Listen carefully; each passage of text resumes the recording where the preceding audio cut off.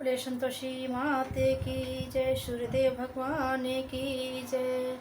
आज सूर्य भगवान का जयकारा इसलिए लगाए हैं कि आज उन्हीं की कथा सुनेंगे और सुनाएंगे, उनकी पूजन विधि जानेंगे, व्रत की विधि जानेंगे। सूर्य भगवान का व्रत बहुत ही सर्वश्रेष्ठ है, सर्व मनोकामना पूर्ण है। इनका व्रत बहुत ही श्रेष्ठ है और बहुत ही सरल विधि से है। आप प्रातः काल उठिए, स्नान आदि करके स्वच्छ वस्त्र धारण कर लीजिए और मन में बड़े ही शांतिपूर्ण से ओम सु सूर्याय नमः, ओम सु सूर्याय नमः, ओम सु सूर्याय नमः का जाप करते रहिए। और जो सूर्य भगवान का व्रत होता है वो सूर्य उदय के पहले प्रारंभ होता है और सूर्य अस्त के बाद पूर्ण हो जाता है। आप सोचें कि हम ब्रह्म मुहूर्त में पूजन कर लें, सूर्य उदय न हो, तो ऐसा नहीं। सूर्य उदय होने के बाद ही आप इसकी पूजा कर सकते हैं। और सूर्य अस्त हो जाए और यदि आप किसी कारणवश से पारण नहीं कर पाते हैं तो फिर आपको पारण नहीं करना है। जब दूसरे दिन सूर्य उदय हो, आप स्नान आदि करके उनकी पूजन कर लें, जैसा भी आपको हो, या फिर आप जल ही चढ़ा दीजिए। उसके बाद ही आप भोजन बनाएं और भोजन पारण जो भी है फलाहार आप कर सकते हैं। सूर्य अस्त के बाद बिल्कुल ही निषेध है उनका व्रत तोड़ना। और मन में ये भाव रखें कि हम जिस कारण के लिए, जिस भाव के लिए या जिस कामना पूर्ण हेतु ये व्रत उठाए हैं वो व्रत हमारा पूर्ण होगा और सफल होगा। इस तरह से आप मन में विचार करते हुए सूर्य भगवान का ध्यान करते रहिए। सूर्य भगवान के व्रत से रोग मुक्त होते हैं। रोग, किसी भी प्रकार का रोग हो तो सूर्य भगवान के जल देने से या व्रत विधि करने से पूर्ण होता है। जिससे कोई बच्चों का पढ़ने में मन नहीं लगता तो सूर्य और चंद्रमा की पूजन करने से ये बिल्कुल मतलब है कि उनका पढ़ने में मन लगने लगता है और उन्हें विद्या मिलती है, उनकी बुद्धि तीव्र होती है, हर तरह से सुख और शांति मिलती है। अब बहुत ही सुंदर एक कथा है सूर्य भगवान का, तो वो मैं सुनाती हूँ और आप लोग सुनिएगा, पूरा वीडियो देखिएगा, बीच में बिल्कुल नहीं छोड़िएगा, स्किप नहीं करिएगा, ताकि आप कथा पूरी सुन सकें। मुश्किल से 2 मिनट 3 मिनट की कथा है, तो कथा को बीच में नहीं रोकना चाहिए और नहीं छोड़ना चाहिए। तो मैं भी कोशिश करूँगी कि आपको संतुष्ट कर सकूँ सुना के, और मैं आशा करती हूँ कि आप सभी कोई कथा सुनेंगे और आपकी सारी मनोकामनाएं पूर्ण होंगी। बोले सूर्य भगवान की जय, संतोषी माते की जय। एक बुढ़िया थी, तो वो सूर्य भगवान का बहुत ही पूजन भक्ति करती थी। हर रविवार को गाय के गोबर से पूरे घर को लीपती थी और सूर्य भगवान, उसके पश्चात स्नान आदि करके सूर्य भगवान का पूजन करती थी। बहुत ही सुंदर स्वादिष्ट तरह तरह के भोजन बनाती थी और सूर्य भगवान को भोग लगा के ही भोजन करती थी। इस तरह से वो हमेशा नित्य नियम करती थी। उसे कोई रोग नहीं था, कोई कष्ट नहीं था, कोई दुख नहीं था, किसी भी प्रकार का उसे कोई कष्ट नहीं था। अब जो गोबर वो लाया करती थी, जो उसके पड़ोस में एक बूढ़ी माता थी, उनके यहाँ से गोबर लाया करती थी। और वो बूढ़ी माता के अंदर ये जलन आ गई कि इसकी भी उम्र मेरे ही जैसी है, मेरे ही उम्र की ये भी है, लेकिन इसको कोई रोग नहीं है, कोई कष्ट नहीं है, किसी भी प्रकार का कोई तकलीफ नहीं है, और मुझे देखो, मुझे कितने कष्ट हैं, कितने रोग हैं, कितने तरह की विपत्तियाँ आ जाती हैं, और ये तो मेरे यहाँ से गोबर ले जाती है और जब तक बढ़िया हर रविवार को गाय से के गोबर से लीपती है, पूजन करती है और फिर भोग बना के भोग खाती है। तो वो ऐसा कार्य न करने की जगह उससे जलन करने लगी और एक दिन सोची कि मैं अपने गाय को अंदर बांध लेती हूँ, ना ये गोबर पाएगी, ना ये अपना नियम का पालन कर पाएगी। और वो अपने गाय को अंदर ले जाती है और आंगन में बांध देती है। बूढ़ी माता उठती हैं सुबह, उन्हें गोबर नहीं मिलता, क्योंकि गाय तो बाहर थी नहीं, तो गोबर कहाँ से मिलेगा। और इसका उनको बड़ा दुख हुआ कि आज मैं कहाँ से गोबर लेके आऊँ, दिन रविवार है, सूर्य भगवान का पूजन और भोग लगाना है। हो गया, अगले बार कर लूँगी। ऐसा करके ना तो वो रविवार के दिन ना तो गोबर पाई, तो ना तो लिपाई पुताई हुई उनकी, ना पूजन पाठ हुआ और न भोग प्रसाद बना, ना वो भोग किसी खाई। सो गई, निराहार रह गई और सो गई। सूर्य भगवान को देखे तो बड़े बोले, अरे तो बुढ़िया माता आज बेचारी भूखी प्यासी सो गई और इसकी पड़ोसन ने तो बड़ा कष्ट दिया इसको। फिर भी सूर्य भगवान अपने मन में विचार करते हुए उसके सपने में आते हैं और कहते हैं, हे बूढ़ी माता, तुमने आज भोजन क्यों नहीं बनाया और अपने भोजन का भोग मुझे क्यों नहीं लगाया। तो बुढ़िया माता अपनी सारी कहानी कह सुनाती है, जैसा उसके साथ हुआ था। सूर्य भगवान बोले, ठीक है, मैं तुम्हें एक गाय देता हूँ उस गाय को तुम बांध लो और उसके गोबर से अपना तुम नियम का पालन करते रहना। बोली बहुत अच्छा। ऐसे कह के सूर्य भगवान चले जाते हैं। जब सुबह बूढ़ी माता उठती हैं तो उनके द्वार में बहुत ही सुंदर एक गाय बंधी होती है, एक छोटा सा बछड़ा रहता है। अब तो बूढ़ी माता खुशी के मारे एकदम फूली न समाये, दौड़े दौड़े गई, गाय को पुचकारने लगी, सहलाती हुई लाइन तो खूंटे से बांध दी, गाय को दाना पानी देने लगी, उनकी सेवा करने लगी। अब दूसरे दिन क्या होता है कि जब सुबह वो जो पड़ोसन वाली बूढ़ी माता थी वो पहले उठ जाती हैं और वो देखती हैं कि अरे इसके पास तो गाय आ गई, और ये सोने का मतलब जो गोबर था ना वो सोने का गोबर था। तो उनके तो आश्चर्य थे, कहीं ठिकाना नहीं कि गाय भी आ गई और गाय भी ऐसी आई जो सोने का गोबर दे रही है।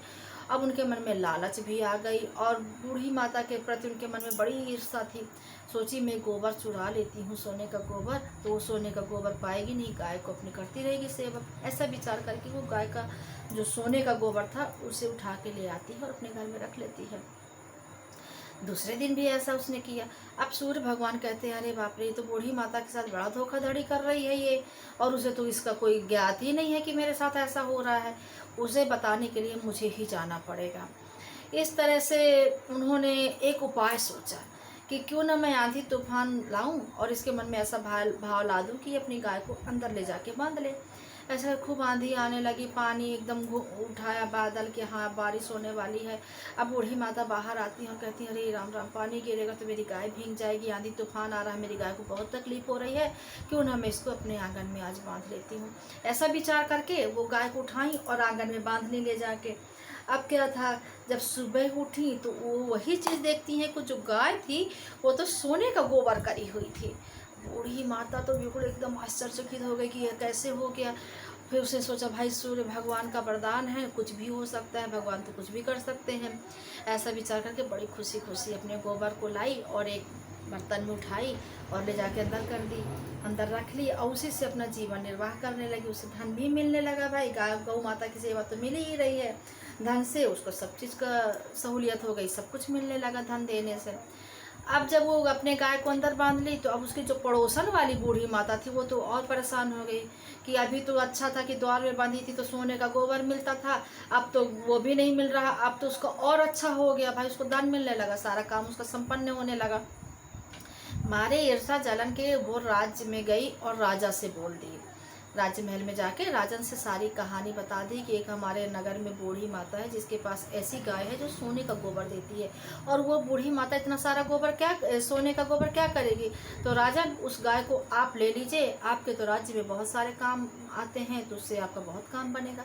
राजा भी सोचे कि सही बात है भाई, वो बूढ़ी माता क्या करेगी और बूढ़ी माता को कुछ हो जाएगा तो गाय का क्या होगा, फिर इससे अच्छा मैं अपने राज्य महल में रख लेता हूँ और बूढ़ी माता को जो भी धन धान्य देना होगा वो मैं देते रहूँगा, जो उसकी आवश्यकता होगी उसको मैं पूर्ति करता रहूँगा। ऐसा विचार करके उन्होंने दूध को बुलाया और बूढ़ी माता के यहाँ भेज दिया कि जाओ और उसकी गाय को लेके आओ।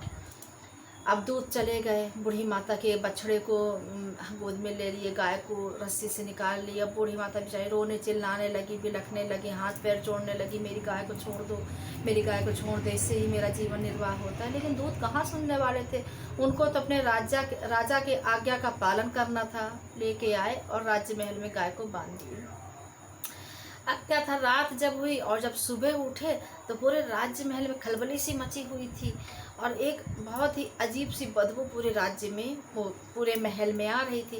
राजा उठे, बोले बदबू कैसी आ रही है और ये थोड़ा सा जो ये शोर शराबा हो रहा है ये क्यों हो रहा है। बाहर निकले तो देखते हैं कि चारों तरफ पूरे महल में गोबर ही गोबर हो गया है और बहुत ही अजीब सी गंध आ रही है।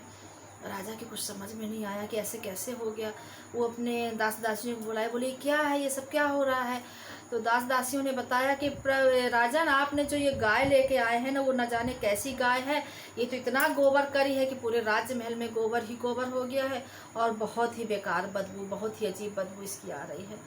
राजा बोले ठीक है, तुम ऐसा करो कि और कुछ लोगों को बुलाओ, सारा गोबर साफ कराओ और राज्य महल को साफ करो, अच्छे से करो, अगले दिन देखते हैं।